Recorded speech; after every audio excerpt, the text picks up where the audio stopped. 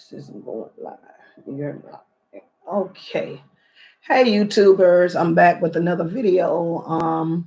Today we're going to be talking about once you get your CDLs, what to expect once you get them.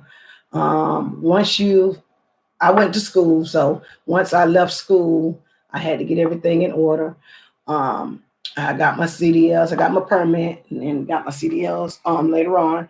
And then I got on a bus actually. Some people fly. I actually got on a bus.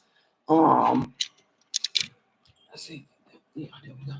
I actually got on a bus and went to Georgia. No. I went to Texas first. Then I went to Oklahoma. Then I landed in Georgia. Um, so it was scary because I had to leave my kids behind and everything.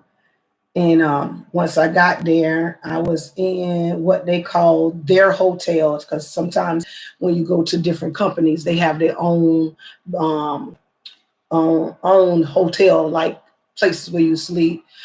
Sometimes you have a room by yourself. Sometimes you bunk with somebody. I actually had a room by myself. I didn't have to bunk with anybody. In the industry, there's not that many women, so I had a room by myself back then.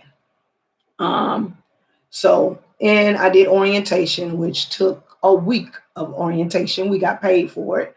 So you should be getting paid for orientation. Now it's a little bit more than it was back in my day. Back then, orientation, you got a $400 flat rate. That was all that you got until you got out of training. I had to wait on a trainer because I wanted you get the option. You can either let the computer generate you a trainer, or I wanted a woman trainer. Also, I wanted somebody that smoked. So you have that option as well. Um, you get to know a lot of people while you're there. And it's gonna be scary. And then you wait on your trainer. I actually waited 2 weeks before I even got a trainer because I wanted a woman and a smoker. But if you don't mind, if it's a man or a woman, then you can you'll probably go out a little faster than I did. Um, you also when you get ready to leave, the trainer will come and pick you up. Um, and then you're off on the road and you're out with that trainer for about a month. It's best to ask questions, ask as many questions as you can. And if you don't know something, don't be afraid to ask. Ask questions. And if that trainer doesn't like the fact that you're asking questions, then maybe you need to get another trainer. If you're not comfortable with that trainer or you don't feel safe for that trainer, get another trainer. There is nothing wrong with not being compatible with your trainer. It's actually common. Sometimes people just don't click like that. I went through 2 trainers before I actually got to the end. Um, so once you are on the road, they like to send you west, so you'll get to see the mountains and different cities and states that you're going to go through. Um, and yes, it's going to be scary because you're going to go through the mountains. It's going to be scary, but you'll get used to doing it. I always say at the end of the night, update yourself, get on YouTube, practice your shifting your gears. Now, back then we shifted gears. Now you can actually get a CDL that says you don't even got to shift gears because they have automatics. Um, Me personally, I suggest that you learn how to drive a stick and drive an automatic because you might go to a company that doesn't have any automatics. It's rare now because every company does, but I just was at a company. Well,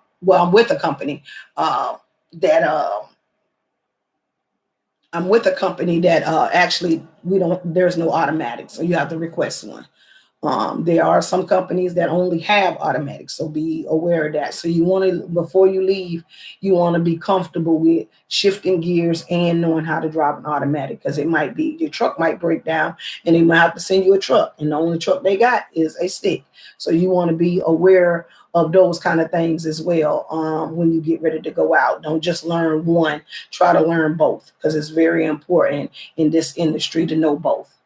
Um, Also, once you get out there, like I said on my first video, have you some money. Don't be out there hungry. Bring you some snacks. Don't have you some cash on you. Um, Rule of thumb, you need $200 at all the times. Even when you get in your own truck, it's good to have $200 in cash of your own for emergency, because you never know when you have to jump out of a truck. You never know when you have to get back home. You never know if you're going to have a rental because they can't get you back home. So you want to make sure that all of those things you have in play. Make sure that you can always get yourself back home. Make sure you can either fly or get a rental car. Either way, just make sure you got at least $200, because $200 will get you home on a bus or a plane, or however you choose, in a car, however you choose to get home. So make sure you got $200 at least cuffed, because you want to make sure that you can get yourself home if anything happens with you and that trainer, because trainers they're not always the nicest person. So you want to make sure that you can get yourself home. I learned that the hard way, so I'm letting you know that it's best to set yourself up for an out in anything. Set yourself up for an out. Also, if don't feel like you have to ride with a trainer that is disrespecting you.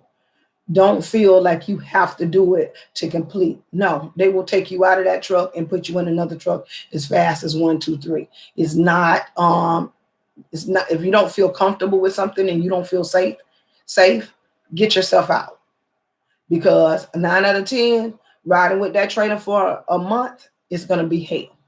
So if you find any signs of, hey, this is not for me, get out. Don't prolong and say I'm gonna do it another day. Don't do that. I did that, and it almost cost me my life doing it, because the trainer that I had, she was not a good trainer. So I wound up getting a second trainer. So get yourself out. Once you feel like that's not what that trainer is not teaching you anything, and you're learning more from YouTube than your trainer, then get out. I'm keeping this video short because today I am actually leaving to go out on the road. I will, let me let you know, don't forget to subscribe and like to my channel. I have more gems to drop.